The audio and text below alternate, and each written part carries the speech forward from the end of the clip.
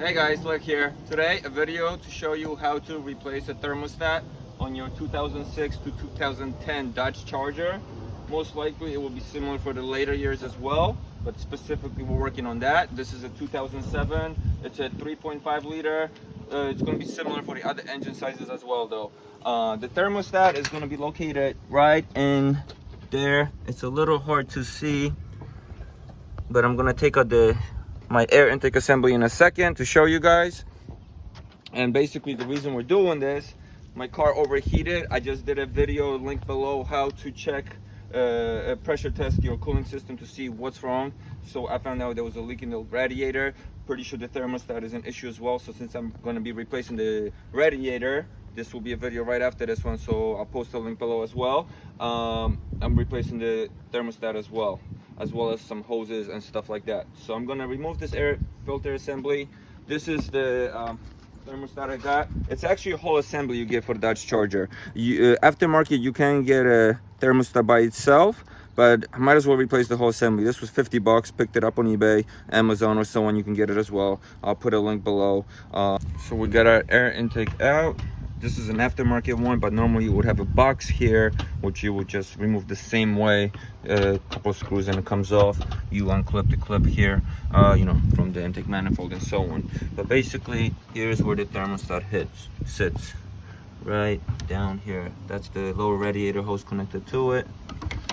And so the trick will be to get to that bolt on the bottom over here, which you're gonna have to come in from the inside under there. And then just unscrew that one. First, we're gonna disconnect the radiator hose and get that out.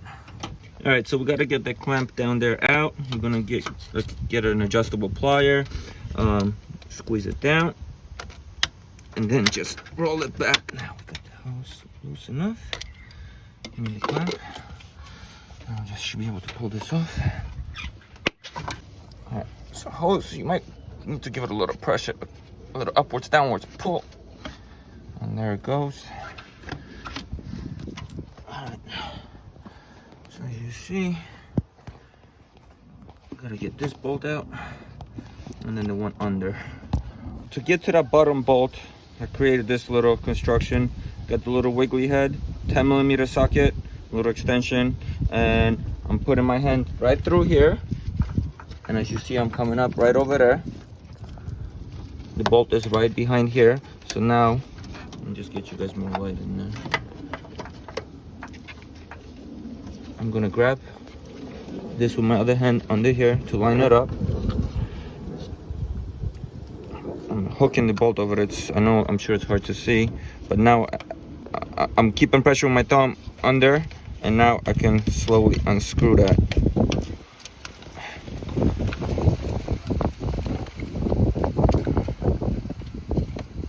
So it's loose now. Alright, the bolt is loose. So that's it. You don't have to remove any of this stuff. I feel like a lot of people will show this change. It's a 1-minute video, but they don't actually show you how they got it out. So you put in your hand through here, and that's how you get in that bolt. The top bolt, pretty straightforward. I'm just going to change my extension to a shorter one. And I saw in Home Depot, 20 bucks, Husky kit, 50 different connectors for 3/8, 1/4 inch, and so far. So it's a 1/2 inch. So great kit to have, especially if you're starting to work on your car and stuff. And then we'll just get this one out with the 10mm as well.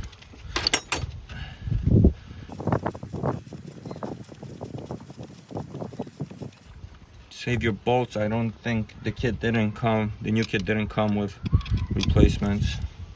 So definitely save your bolts. Now I can get in from this other side actually to get the other bolt in there. Remove my glove. There we go. Got the second one. They look good. I don't have to replace them. There we go. So if you're replacing just the thermostat, you're leaving the assembly on, you're just popping this guy out. We're taking everything out. So this is our old thermostat. I mean, whether it's good or bad, I can't tell. I have no clue how you would even tell that. But I know it wasn't working. And now I just pull this out. I know that bottom hose, I think I gotta unclamp that.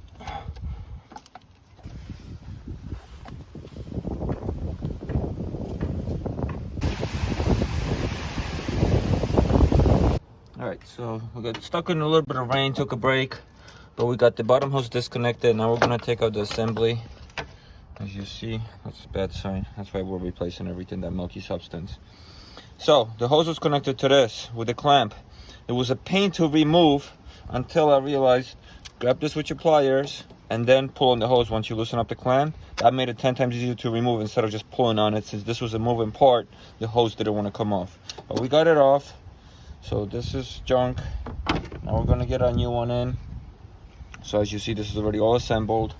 Just follow what the directions here say and put the spacer on it. So we're gonna do exactly that.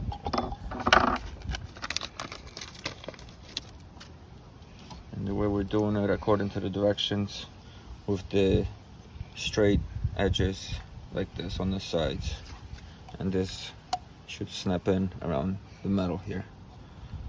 So now we can just slide that in.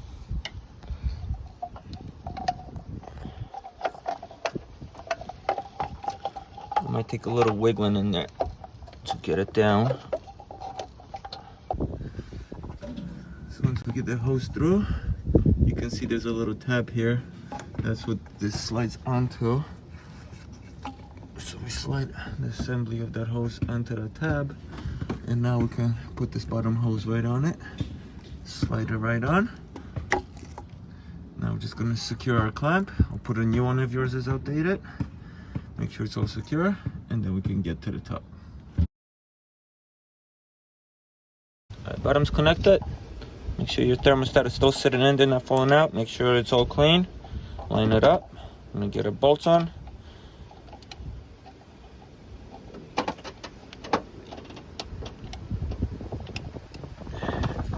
Alright.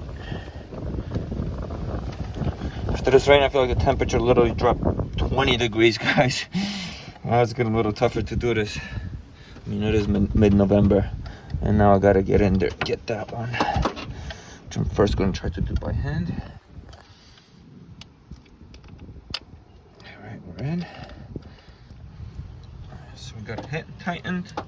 Now I'm gonna get my squiggly contraption with the medium-sized extension, get to the bottom bolt.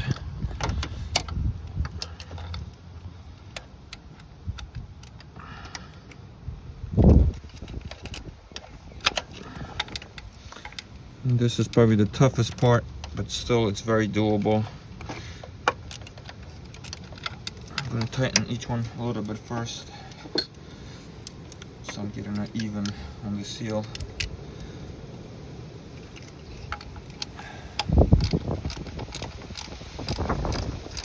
This actually doesn't need a lot of torque. I'm not sure of the torque specs, but when I was removing it, it wasn't super hand tightened. So I'm not going to overdo it. But at the same time, you want to make sure it's tight enough.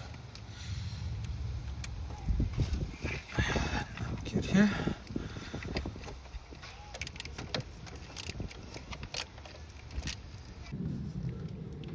Okay, that's good.